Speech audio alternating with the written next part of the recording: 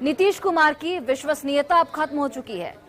JDU का अंदरूनी जो कला है वो हमेशा सामने आता रहा है और जेडीयू अपने अंदरूनी कला से जूझ रहा है। जमीनी स्तर की अगर बात करें तो जमीनी स्तर पर जेडीयू कमजोर हो चुका है। आरजेडी जातिवादी राजनीति पर उतर आई है। आरजेडी का असली चेहरा अब दिखने लगा है। आरजेडी का प्रतिकार सिर्फ और सिर्फ बीजेपी ही कर सकती है। आरजेडी के खिलाफ अब सभी वोट बीजेपी को मिलेंगे, ऐसा बीजेपी का मानना है। बीजेपी को पीएम मोदी के करिश्मे पर पूरा भरोसा है, यानी कि बीजेपी ये साफ तौर पर कह रही है कि अब नीतीश कुमार जिस करिश्माई व्यक्तित्व के लिए जाने जाते थे, अब वो व्यक्तित्व उनमें नहीं बचा है। सवाल उठता है कि बीजेपी के फैसले से आखिर क्या होगा, क्या बदलाव आएंगे? तो राजनीति के जानकारों का यह मानना है कि बीजेपी के ऐलान के बाद आरजेडी मुखर हो जाएगा। आरजेडी अब जेडीयू पर दबाव बढ़ा देगा। नीतीश कुमार पर आरजेडी का दबाव अब पहले से ज्यादा बढ़ जाएगा। नीतीश कुमार अब डिफेंसिव हो जाएंगे।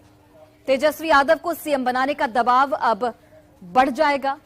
आरजेडी के सीनियर नेता अब इस पर बयान भी देने लगे हैं, मुखर रूप से सामने आने लगे हैं। उदय नारायण चौधरी की अगर बात करें तो उन्होंने कल एक बड़ा बयान दिया कि बिहार सरकार को लंगड़ी सरकार उनकी ओर से बताया गया है। गठबंधन सरकार को लंगड़ी सरकार उनकी ओर से कहा गया है और तेजस्वी यादव को मैन ऑफ वर्ड बता दिया गया है, यानी कि तेजस्वी यादव अपने जो बोली है उस पर खड़े रहते हैं। नीतीश राज में तेजस्वी वादा पूरा नहीं कर सकते, ये उनकी ओर से बयान दिया गया है। वादा पूरा करने के लिए तेजस्वी को सीएम अब बनना होगा, उनकी ओर से यह कहा गया है। यानी कि अब विनोद तावड़े के इस ऐलान के बाद बिहार की सियासत बिल्कुल गर्म हो चुकी है और तमाम जो राजनीतिक पार्टियां हैं उनकी अपनी अपनी राय इस पूरे खबर पर सामने आ रही है।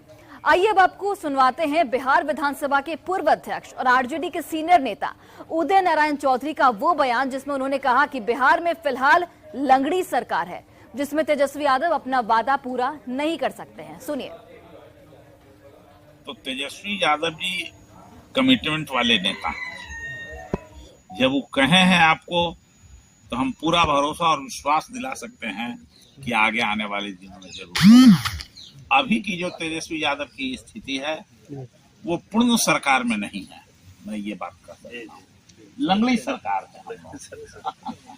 ये गठबंधन की सरकार है, हुकूमत है, इसलिए वो चाह के भी बहुत सा बात होगा नहीं होगा वो कहना मुश्किल है। लेकिन जिस दिन सरकार के मुख्य कुर्सी पर तेजस्वी यादव बैठेंगे, Tejashwi Yadav man of word. तो बीजेपी के फैसले का असर बिहार की सियासत में दिखने लगा है। उदय नारायण चौधरी के बयान को इसी रूप में देखा जा रहा है। वहीं जेडीयू के साथ कभी नहीं जाने के बीजेपी के फैसले पर सियासी बयानबाजी का दौर तेज हो चुका है। बीजेपी के प्रदेश अध्यक्ष डॉक्टर संजय जायसवाल ने नीतीश कुमार को आदतन धोखेबाज बता दिया, तो वहीं गठबंधन के नेता बीजेपी को ही रिजेक्टेड पार्टी बताने में लगे हुए हैं। कुमार जी आदतन धोखेबाज हो चुके हैं और आज जब जॉर्ज फर्नांडिस जी की पुण्यतिथि है तब इस दिन नीतीश कुमार जी ने जिस व्यक्ति के सहारे आगे बढ़े, जब वह व्यक्ति जॉर्ज फर्नांडिस का नहीं हुआ तो वह दुनिया में किसी का नहीं। बिहार में तो 6 महीना पहले ही बीजेपी के लिए सारे दरवाजे बंद हो गए। अब बीजेपी क्या प्रस्ताव लाएगी? आदरणीय नीतीश कुमार जी ने तो भाजपा मुक्त भारत का संकल्प लिया है। सभी विपक्षी पार्टियों को एकजुट करने के लिए आदरणीय लालू प्रसाद जी, आदरणीय नीतीश कुमार जी, श्री तेजस्वी यादव जी ने महागठबंधन बनाया है और बीजेपी को 24 का डर सता रहा है, इसलिए इस तरह के प्रस्ताव को ला करके ये हवा बनाना चाह रही है। बिहार में जब से भारतीय जनता पार्टी सत्ता से बेदखल हुई है, वो अपने बयानों के माध्यम से किसी भी प्रकार से उनकी प्राथमिकता है कि वो खबरों में बने रहे। अभी जो बयान विनोद तावड़े जी का और आदरणीय सुशील कुमार मोदी जी का जो बयान है, वो मैं यही कहूंगी कि विनोद तावड़े जी और सुशील कुमार मोदी जी, आप इस खुशफहमी में न रहें कि जनता दल यूनाइटेड का कुछ गठबंधन होने जा रहा है एनडीए के साथ। और इस तरह का बयान तो वाकई में ये बचकाना बयान मैं कहूंगी कि लग रहा है कि जेडीयू अर्जी देने गया था क्या। भारतीय जनता पार्टी दिन में सपने देखने लग गई है। भारतीय जनता पार्टी के पास जेडीयू कोई प्रस्ताव लेके नहीं गई है कि भारतीय जनता पार्टी ने इस बात को तय करना शुरू कर दिया कि वो जेडीयू के साथ जाएंगे या नहीं जाएंगे। सच तो यह है कि जेडीयू ने भारतीय जनता पार्टी को रिजेक्ट किया है, वो भारतीय जनता पार्टी का साथ छोड़ करके सर्वसम्मति से कांग्रेस और बाकी के महागठबंधन के साथियों के साथ आए हैं। तो अब देखिए, बीजेपी ने ये साफ कर दिया है कि वो अब कभी नीतीश कुमार से हाथ नहीं मिलाएगी। यानी कि बीजेपी के इस फैसले पर जितने लोग उतनी बातें हो रही हैं।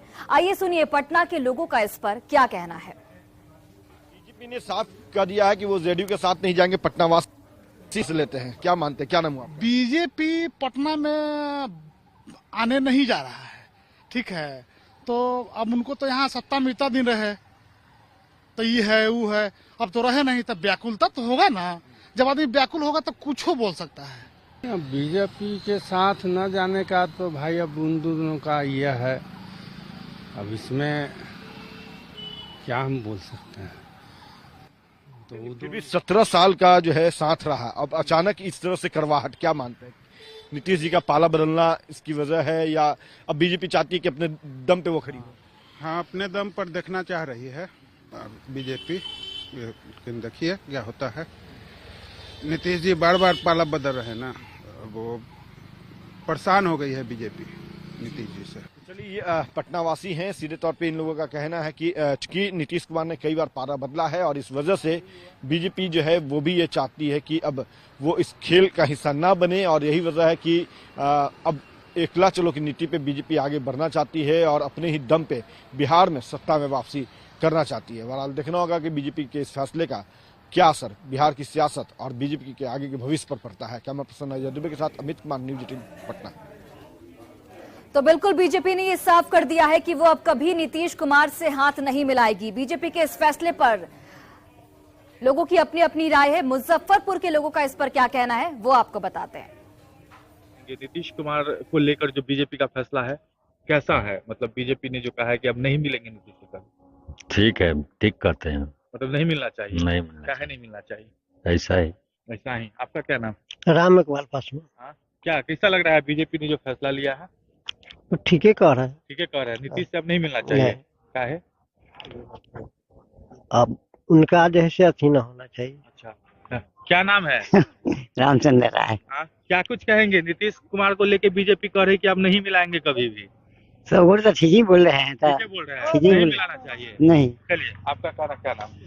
रामलाल महतो। क्या कुछ लगता है बीजेपी ने जो कहा है इस फैसले को लेकर क्या कुछ कहेंगे? बीजेपी का बहुत ही अच्छा फैसला है, और जहाँ तक नीतीश कुमार की बात है तो पलटू राम है, कब पलटेंगे ये कहना मुश्किल है। और बहुत अच्छी चीज है, हम लोगों को जिस हिसाब से नीतीश कुमार कर रहे हैं उन्हें सत्ता से हटा देना ही बेहतर है। क्या कुछ कहेंगे? बीजेपी का कैसा फैसला है? वो कह रहे हैं कि नीतीश को नहीं मिलाएंगे अब। नीतीश कुमार को नहीं मिलाना अच्छा है, फायदा रहेगा।